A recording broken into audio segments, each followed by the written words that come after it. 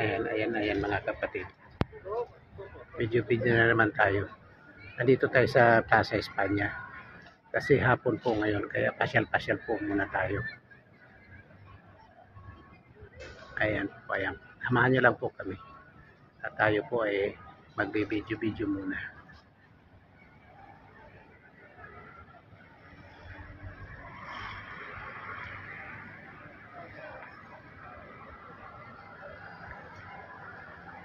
Oh.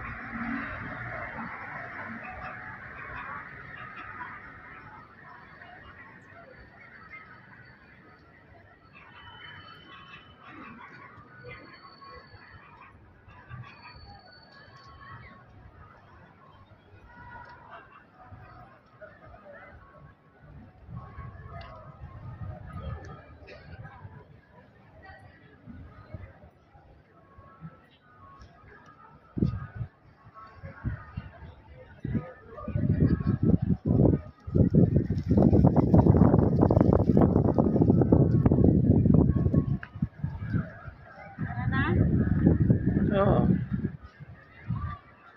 Saan tayo?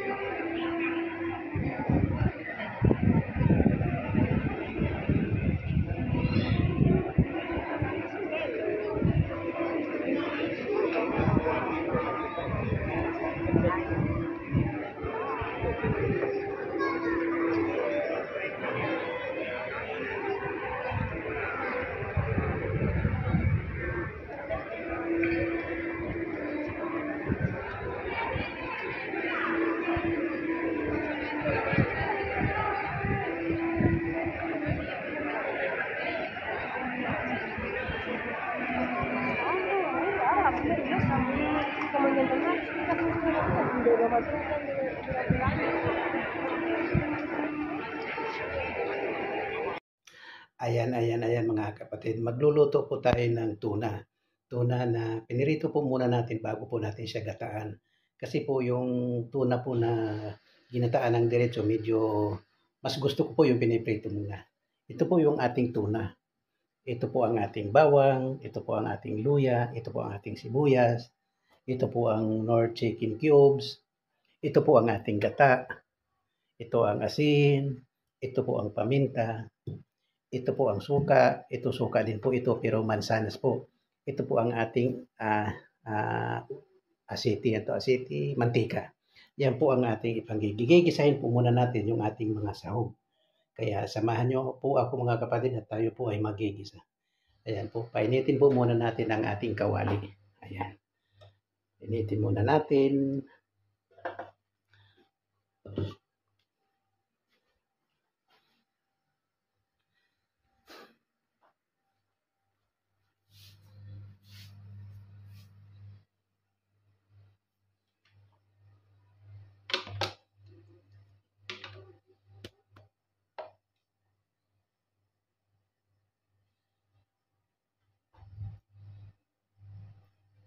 Lagyan na po natin ng mantika at medyo mainit-init na po ng kaunti yung ating. Ayan po. Yan po ang ating ipanggigisa.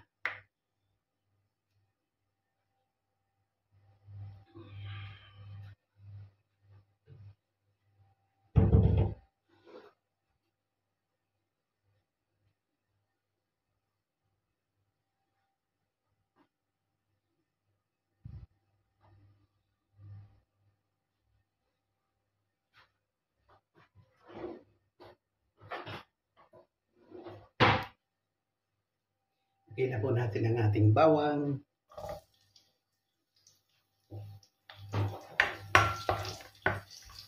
Isabay na po natin ang luya.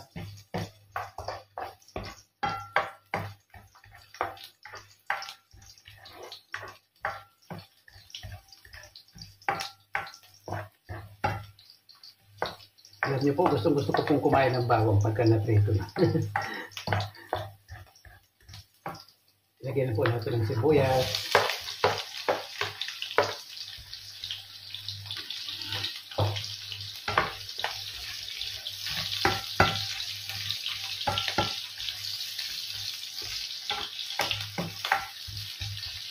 Ayan, medyo ipa-brown po muna natin ng konti ito. Konti lang po.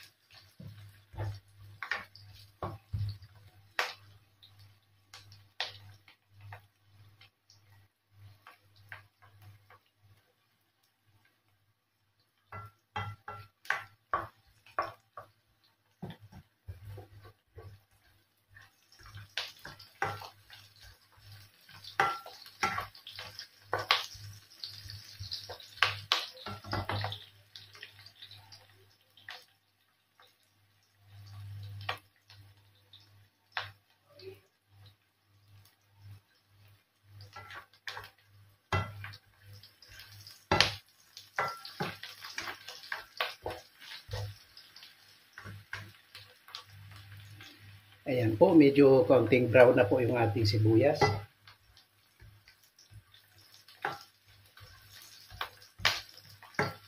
Ayan po, ilagay na po natin yung ating isda.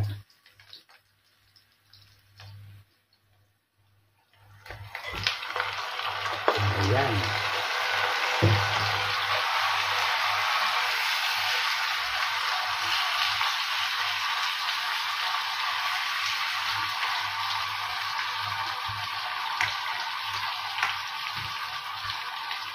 At lagyan na po natin ang ating gata.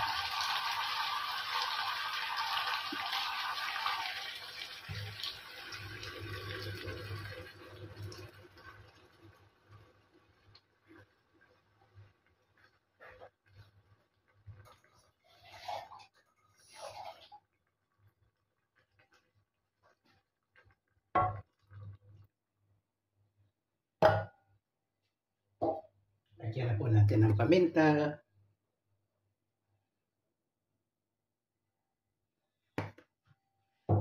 Lagyan na po natin ng kaunting asin. Hindi lang po muna natin dadamihan kasi po para baka umalat.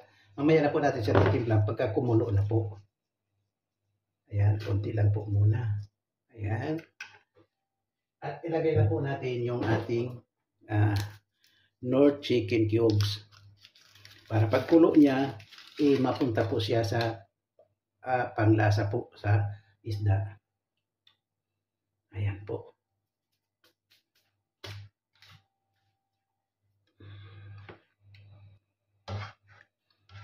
Mamaya na po natin siya lagyan ng ng gata, ng suka at saka ng suka po kasi po pagka nilagyan agad natin makukurtar po, tawag doon maawa po sa Tagalog pag nakurtar ano ba yun?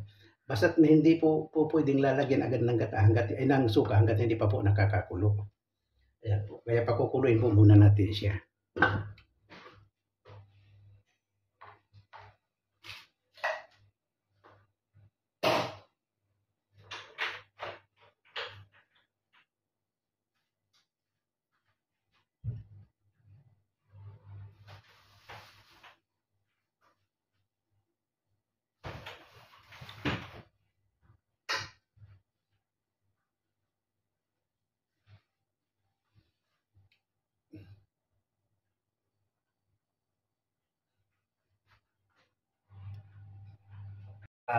Tingnan na po natin kung ano na nangyari sa ating ginataang tuna.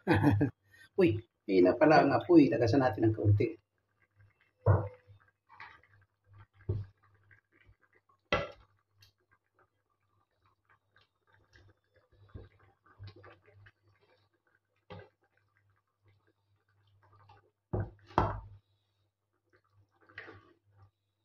Lagyan na po natin siya ng suka kasi nakakulo naman na po yung ating gata. Lagyan po natin siya ng kaunting suka ng mansanas. Ayan po.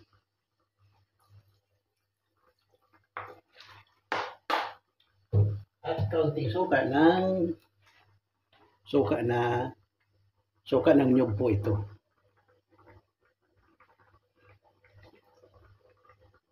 Ayan po, wag po natin siyang haluin muna. Namaya po natin siya haluin pagka nakakulo uli.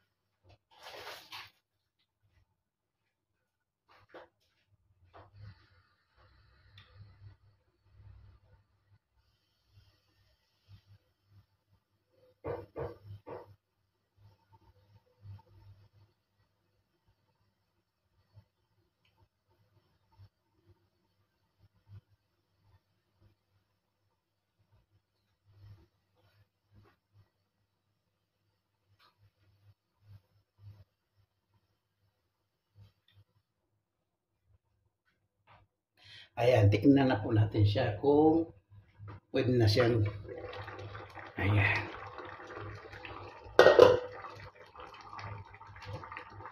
Alam niyo po, ang atul o tuna, habang tumatagal po siya sa apoy, hindi po siya nadudurog, lalo po siyang tumitibay. Ganun po ang pagkakaalam ko po, ganun po. Kaya pwede po siyang matagal sa apoy.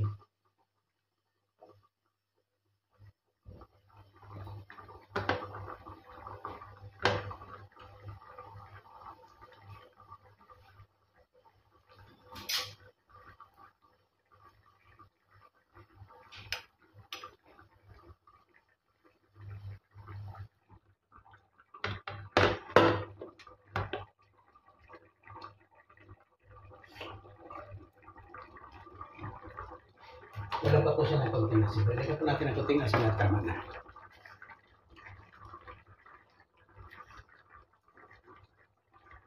Yung sili pala nalimutan natin. Buti na lang naalala ko.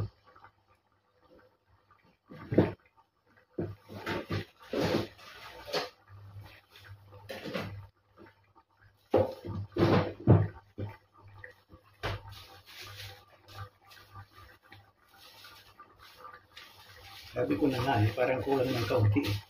Para may kulang na lasa. Yung pala yung sili.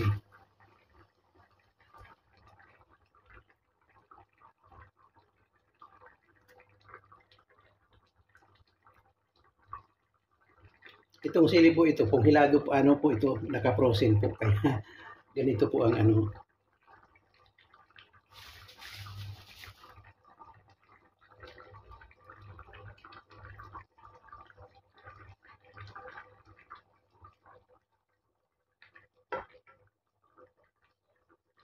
Ayan po muna natin siyang lumasa.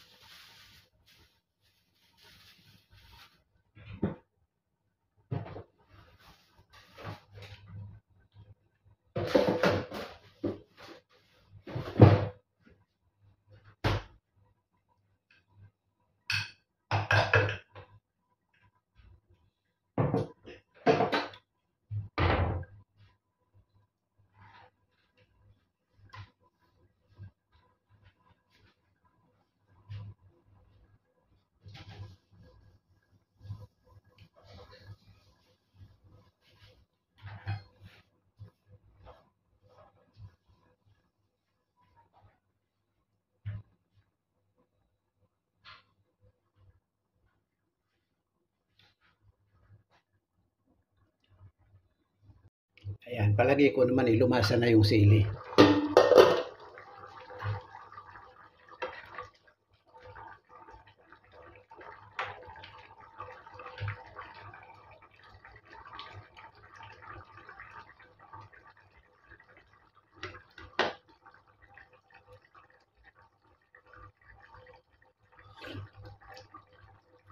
Ayan.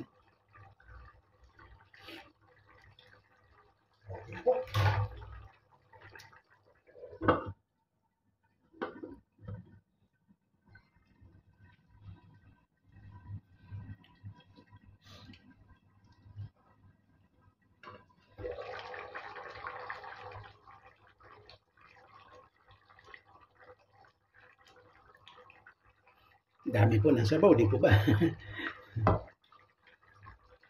Kasi po, mahilig po ako sa sabaw. Lalo na kung ganyan may gata.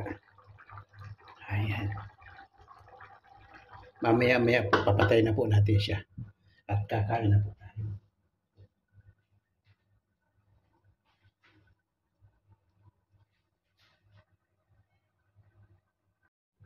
Ayan, tingnan na po natin kung ano na siya. Ayan, okay na po siya. Ayan, luto na po ito. Pwede na po natin siyang patayin. Patayin na po natin yung apoy niya. Ayan po, pinatay na po natin. Ayan, maraming salamat sa inyong pagsubaybay sa aking video. Thank you po. Thank you very much po. Bye-bye po. Thank you po.